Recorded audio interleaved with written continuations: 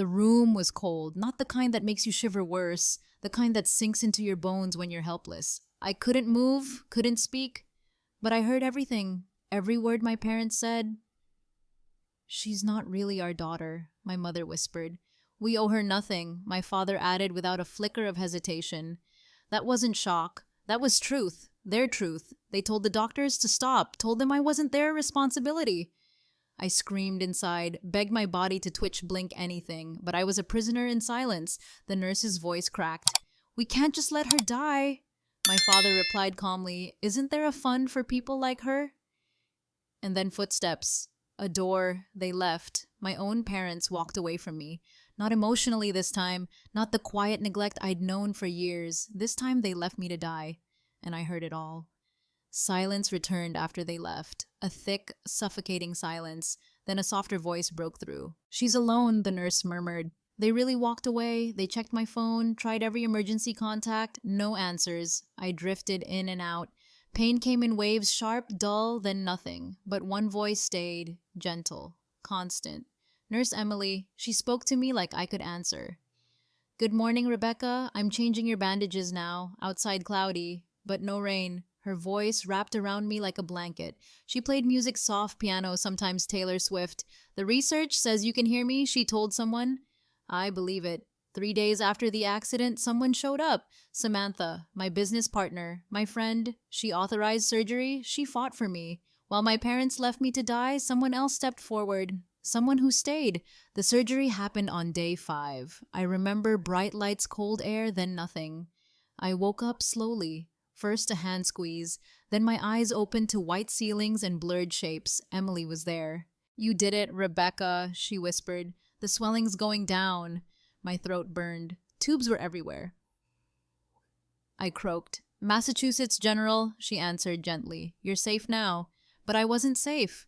Because I remembered. I remembered their words. "She's not our daughter. We owe her nothing." The pain in my body was unbearable, broken ribs, torn skin, fractured bones. But it was nothing compared to the pain in my chest.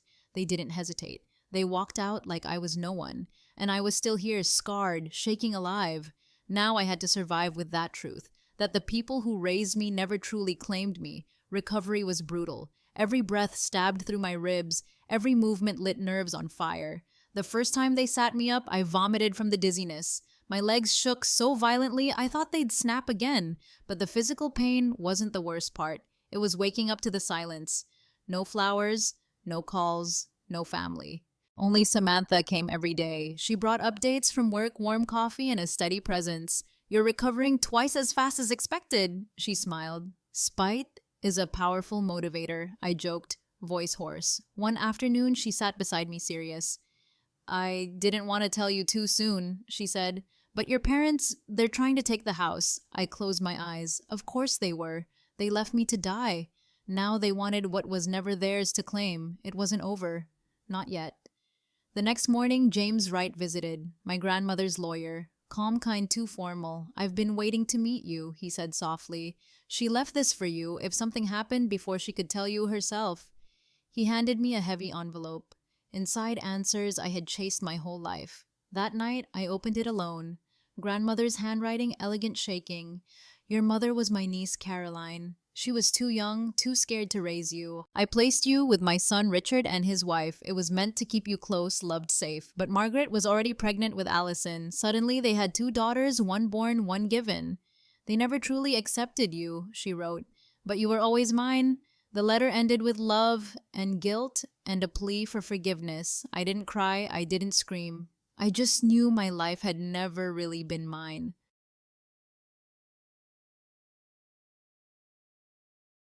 After reading the letter, I opened the documents. Birth certificate, adoption papers, legal proof, my mother Caroline Mitchell, my adoptive parents Richard and Margaret. It was all there. The truth they tried to bury. They had lied to the doctors, lied to the courts, lied to me. I was never a temporary guest in their home. I was their legal daughter. Their responsibility, their choice. I ran my fingers over the paper. Dry official absolute. The next morning, I asked for a pen. Emily brought it, no questions. I could barely hold it, but I wrote one sentence.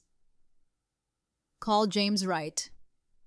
The attorney came that afternoon. Calm voice, kind eyes. He had been grandmother Martha's lawyer for 30 years. They filed for emergency conservatorship, he told me. They're claiming you're mentally unfit to manage your affairs. I didn't even blink. Of course they did. Abandon me, then steal what's mine. James placed an envelope on my bedside table. Your grandmother wanted you to have this. It was thick, heavy. I waited until night, until the hallway quieted, until I was alone with the truth. A letter written in grandmother's graceful hand. Her voice returned in every word. Apology, confession, love. I clutched the paper to my chest. Tears fell, not from weakness, but from something I hadn't felt in weeks. Belonging. Her letter began with a truth I never expected to read. Your mother was my niece Caroline. She was young, 18, alone and scared. My biological father had already vanished. Grandmother offered a solution. Her son Richard and his wife Margaret, my adoptive parents, had struggled with infertility. It seemed perfect, except it wasn't. Margaret got pregnant weeks later. Suddenly there were 2 babies, and I was the one who didn't belong. They treated you differently. Grandmother wrote. She noticed. She asked them to do better. But some people cannot love what isn't born from them. I turned the pages with shaking hands. The adoption was legal. She enclosed the court papers, my birth certificate, every file. And then, I have loved you completely from the moment I held you.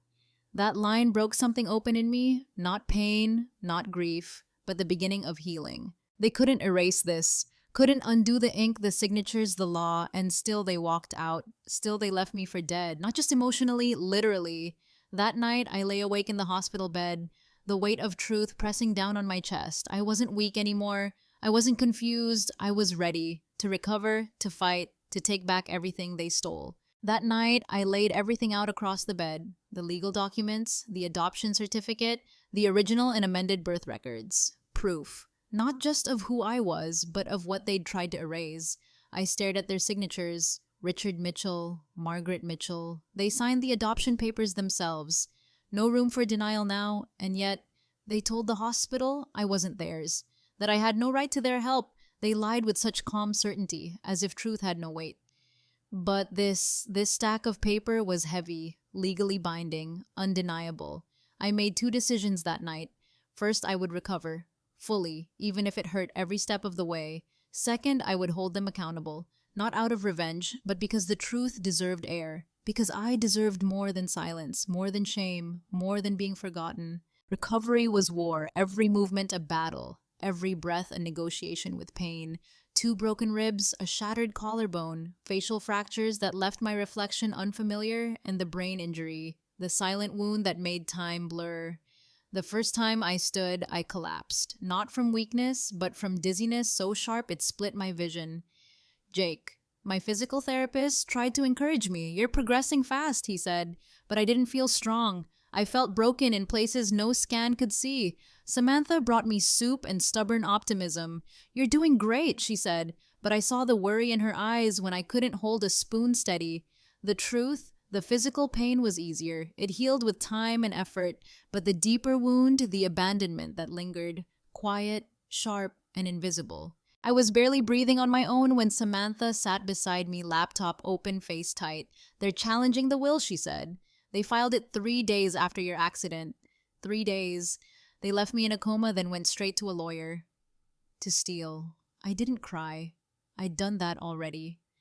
Instead, I asked for grandmother's attorney. James Wright came the next morning. Kind eyes, silver hair, hands that didn't fidget. He brought papers. And a letter. Grandmother had planned for this. They're saying you're mentally unfit, he said. But your doctors disagree. The estate is frozen for now. You'll have your chance. I held the envelope like it might burn me. The truth waited inside. About my birth, my adoption, everything. I wasn't ready, but I opened it anyway because I had to know if anyone had ever truly wanted me.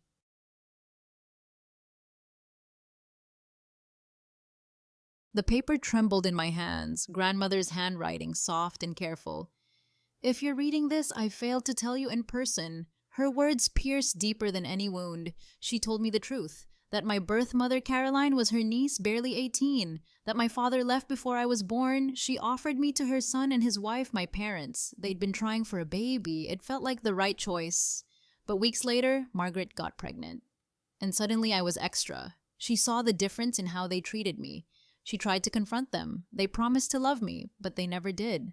Then came the documents, my original birth certificate, the legal adoption papers, proof that I was theirs in every way that mattered. I stared at the pages for hours. The truth burned and healed at once. I wasn't a mistake. I was a secret they never wanted to love. I showed Samantha the letter. She didn't ask questions, didn't try to explain it away. She just held my hand and let me cry. For the first time in weeks, I didn't feel like a burden. Later that night, she made tea and sat across from me in silence. "You were never the problem," she said gently. "They just didn't have the capacity to love you right." The words hit something raw inside me, something no doctor could fix. I wasn't broken. I was just neglected. I pulled out the adoption papers, the legal proof, my birth certificate with Caroline's name. "They abandoned me with all of this in hand," I whispered. "They knew I was theirs." Samantha nodded. "They didn't see you, but I do." I held on to that. In a sea of rejection, her voice was the first anchor that didn't ask me to sink to be saved. That night, I opened Grandmother Martha's old box. It still smelled like lavender and dust. Inside were letters, some yellowed, some freshly sealed. She had written to me over the years, each one dated, tucked into envelopes she never mailed. "I know the truth may hurt," one began, "but silence hurts more." She wrote about Caroline, about the night she brought me home wrapped in a blue blanket. How she begged my adoptive parents to love me as their own. "She's yours now," she had said. "Please don't make her feel less than." But they did. Every letter carried love. I never received words meant to cradle me when no arms would. By the end, I was crying again. Not out of grief, but out of longing. She saw me, even when they refused to, and somehow that made all the difference.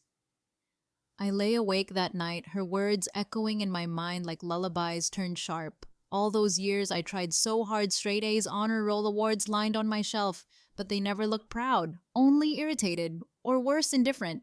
I remember birthdays with no candles, graduations with fake smiles, mom saying, "Don't make everything about you." I didn't know it back then, but I was auditioning for love, over and over again, hoping for applause that never came. Now I realize it was never about me. Their inability to love wasn't my failure, it was theirs. Still, the damage lives inside me, in the way I shrink when praised, in the way I brace for disappointment, even in joy. I'm trying to unlearn it. But some lessons run deep, and being unwanted is the hardest one to forget. There's a framed photo in my parents' living room, Allison as a baby. Mom and Dad smiling, arms around her. I'm not in it. I used to think I hadn't been born yet, until I realized I had. I was 3. I asked once where I was. Mom said, "You were sick that day," but I wasn't. I remember watching them dress up. I remember standing by the window as they drove away. It wasn't just a forgotten moment. It was a choice. They captured the family they wanted, the image they wished was complete. I spent years pretending it didn't hurt, that it didn't mean anything, but it did. It always did. That photo was proof I was always the one left out of the frame, and no matter how hard I tried, I never got back in. Allison brought up the photo. She said she found it in a drawer while packing. I never noticed before she whispered, "You're not in it." I didn't respond. There was nothing left to say.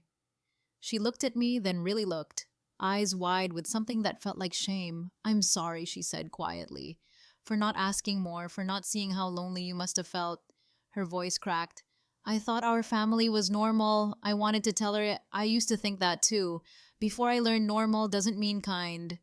I nodded once. It wasn't forgiveness, but it was a step.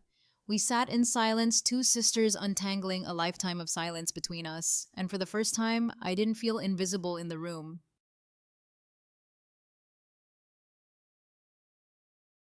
The envelope was thick, my name printed cleanly across the front. Inside, legal papers. Another lawsuit. "Emotional distress," Samantha read aloud. "They're suing you for the pain your letter caused them." I almost laughed. But it wasn't funny. It was cruel. They abandoned me in a hospital bed, but now they were victims. "They're desperate," James said. "They know the conservatorship failed. This is a last-ditch move." I nodded slowly. It no longer felt like anger, just exhaustion. "They want a reaction," I said. but they won't get one. Samantha placed her hand on mine. They don't get to define you anymore. And that was the truth. Their lawsuit didn't shake me because for the first time I was standing on solid ground. The hearing was brief. Their lawyer called my letter a weapon. The judge didn't blink. Truth, he said, is not defamation, nor is it cruelty. He referenced the hospital footage. Their exact words played aloud again. Cold. Unapologetic. She's not our real daughter. The silence in the courtroom was sharp. My father shifted in his seat. My mother wiped invisible tears, but the judge kept going. You left her to die, he said, and now you seek sympathy. He dismissed the case with prejudice. No appeal, no second chance. Outside, Allison waited on the courthouse steps.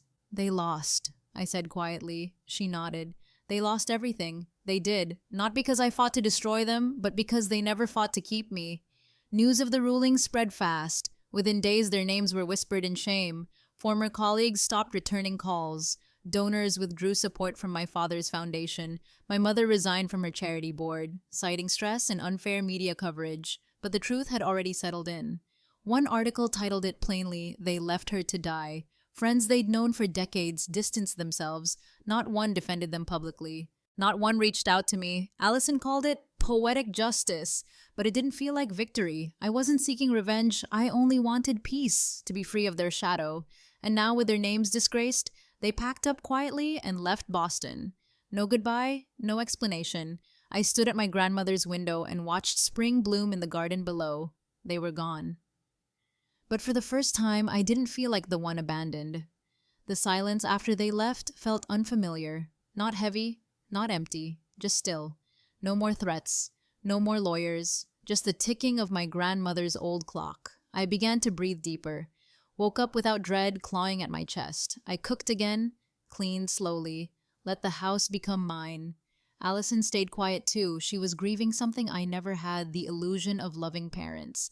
We passed each other gently in the hallway, exchanged soft smiles, small nods. She folded my laundry without asking. I brewed her tea without a word. There was kindness now. Quiet gestures between broken sisters. No demands, just presence. Some nights I sat on the porch alone, watched stars appear one by one. For once, I didn't feel like I was waiting. Not for love, not for apology, not for anything I knew would never come.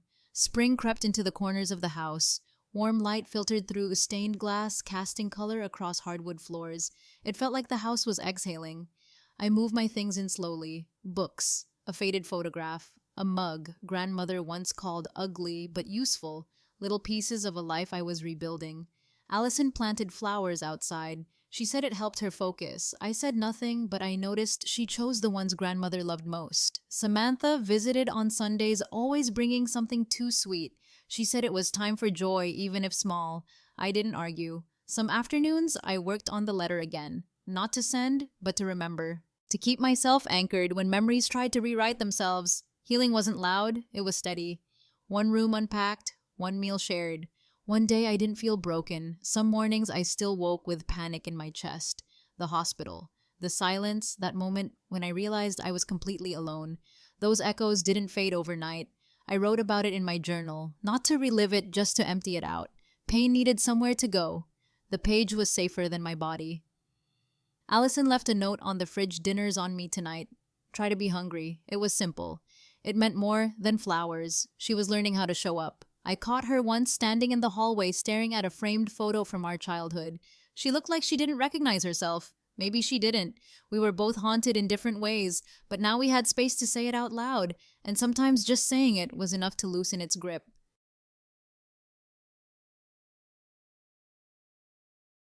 It was early evening when the phone rang. Unknown number. I almost let it go to voicemail, but something in me said, "Pick up." Rebecca. His voice hadn't changed. Polished, cold, controlled, my father. "We'd like to talk," he said. No apology, no warmth, just a request like nothing had happened. Like I was still their daughter.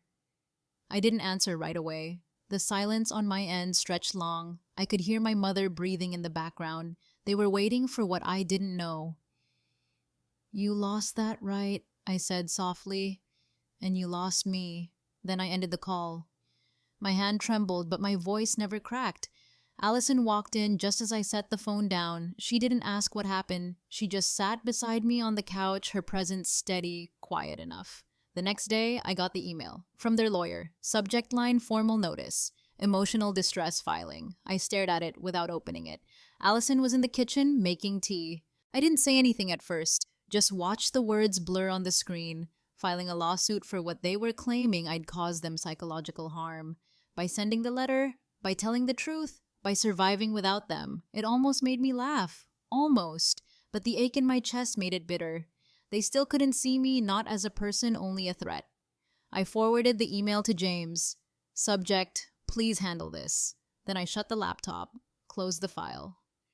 Closed the door. Allison brought my tea without asking, set it beside me gentle and wordless. And I realized what they wanted was control. What I wanted was peace. The hearing was short, almost disappointingly so. Their lawyer spoke in calm, rehearsed tones. James stood up once and dismantled it all in 5 minutes. The judge didn't need long. He read from the adoption papers, watched the hospital video twice, then looked at my parents. You abandoned her, he said quietly. His voice held no anger, just finality. He ruled against them, with prejudice. Outside the courtroom, they didn't look at me. Not once, not even to pretend. They walked past like I was a ghost, but Allison put her hand on my back. Just a touch, just enough. I exhaled and felt something inside me shift. They had tried to erase me. Again, this time it didn't work. This time the truth stayed standing. A week later, they sued me. Emotional distress, they claimed, that my letter and the footage had caused them harm, that I had ruined their peace of mind. James called it desperate. I called it familiar. Another attempt to control the story, another refusal to face what they had done. The courtroom was colder this time. The judge looked tired. He read their complaint, then mine. He watched the video again. This is not defamation, he said. This is documentation. And with that, he dismissed the case, with prejudice again. No appeals, no loopholes, no more leverage. It was over. Outside, I didn't cry. Not from relief, not from pain. I just stood still, breathing fully present in a world they no longer controlled. The story reached the local news, not because I wanted it to, but because truth has a way of surfacing even without permission. Former colleagues called to apologize. Distant relatives emailed awkward messages. Country club friends vanished overnight. Their perfect image had shattered. They moved out of Boston quietly. No goodbye, no forwarding address, just silence. Their kingdom of lies finally burned down. Are you okay? Allison asked. I thought for a moment. Yes, I said. I think I am. And I meant it. They had left long ago, not physically but emotionally. The house was just the last to empty, the final echo of a story that no longer owned me. I went home that night, not to mourn but to rest, to feel the peace of absence. With the legal chaos behind me, I turned toward something that mattered, not revenge, not proving a point, but building. My company had survived my absence. Samantha had led it with grace and grit. Now we were creating something new, a system for patients like me. Bridgep. I told Emily over dinner, helps detect consciousness in trauma patients. She blinked surprised. It would have helped the doctors, I said. The software tracked eye movement brain signals. It gave voice to the voiceless, to people trapped in their bodies just like I was. Every bug fix felt personal. Every test was a step toward meaning, not just survival impact. Martha would have loved it. Not because it was mine, but because it helped others. And for the first time in a long while, I wasn't looking back. I was building forward.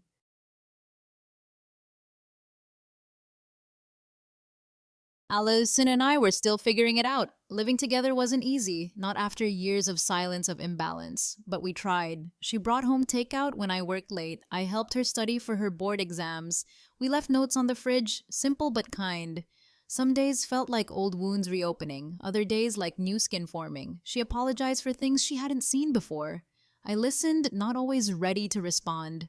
We found comfort in unlikely places, laughing over bad reality shows, arguing about who made the better coffee. The quiet moments softened the harder ones. You're funny, she said once, genuinely surprised. You never knew me, I replied. But I wasn't angry, just honest. We were no longer performing roles. We were choosing each other in real time with open eyes. A year after the accident, I hosted a dinner. Not for celebration, but for presence, for healing. My dining room, once quiet, now held voices. Samantha brought her new boyfriend. Emily arrived with her wife. James brought wine and his usual calm. Allison invited a colleague, a quiet neurosurgeon with kind eyes. We passed dishes, shared stories, laughed without caution. No one asked about the past. Everyone showed up for the present. As I looked around the table, I saw what love looked like, not spoken but felt. Not perfect, but chosen. These people had seen my pain and stayed anyway. Not out of duty, but because they cared. I raised my glass. To family, I said not by blood, not by law, but by love, by choice, by showing up. Glasses clinked softly, and in that sound I heard belonging. Later that night, the house grew quiet. Only the soft hum of the fridge and the ticking clock remained. I stepped onto the porch alone, the wooden swing still warm from sun. Allison joined me a few minutes later. She didn't say anything at first, just sat beside me. The air smelled faintly of lilac and old rain. Crickets chirped somewhere beyond the hedge. "Do you ever wonder where they are?" she asked. "Our parents." I nodded. "Sometimes," I said, "but not in a way that hurts anymore." She looked at me carefully. "How did you make it stop hurting?" I paused before answering. I stopped waiting for them to change, stopped needing their love to feel whole, and I started building a life that didn't include their absence. Allison rested her head against the back of the swing. "I'm still learning that part." "I know," I whispered. "And you're not alone." The letter I wrote changed everything, not just legally, but emotionally. It was never meant to destroy them. It was meant to free me. For years, I had waited for their approval, twisted myself into someone I hoped they could love. But that letter, it gave shape to my silence, voice to my pain. It didn't make me stronger.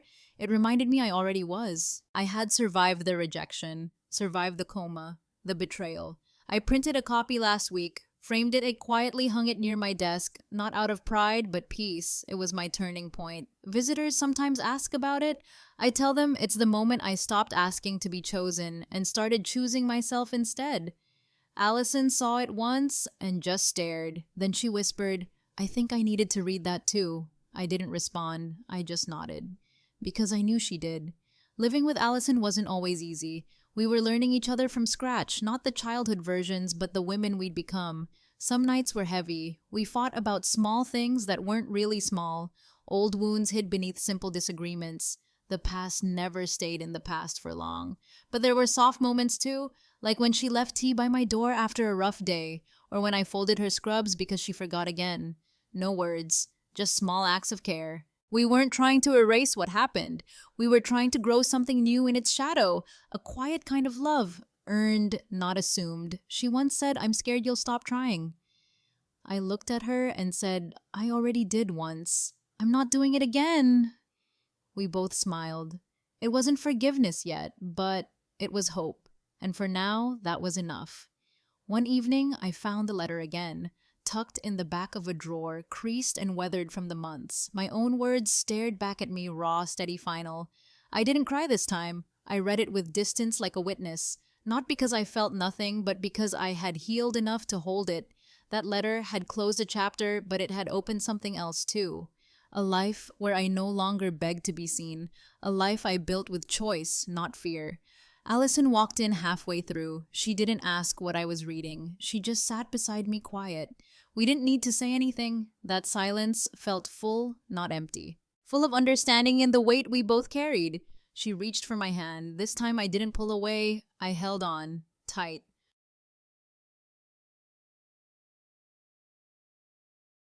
We started a new Sunday tradition. Brunch at home, just a few close friends, simple food, warm laughter, no pretending. No one asked about the past. James brought pastries. Emily always brought too much fruit. Samantha teased everyone with her dry humor. Allison smiled more, now softer, lighter. We talked about work's small victories, silly things, but beneath it all, a quiet knowing. We had all survived something, and we were still here. I caught myself laughing not out of habit, but from joy. It felt strange, almost unfamiliar, like I was borrowing someone else's life. But it was mine.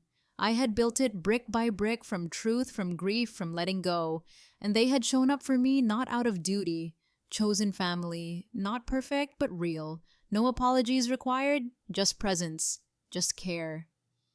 One afternoon, Allison showed me a news article. Our parents had sold the last property in Boston. Their names were gone from the neighborhood records. A quiet erasure like they'd never lived here.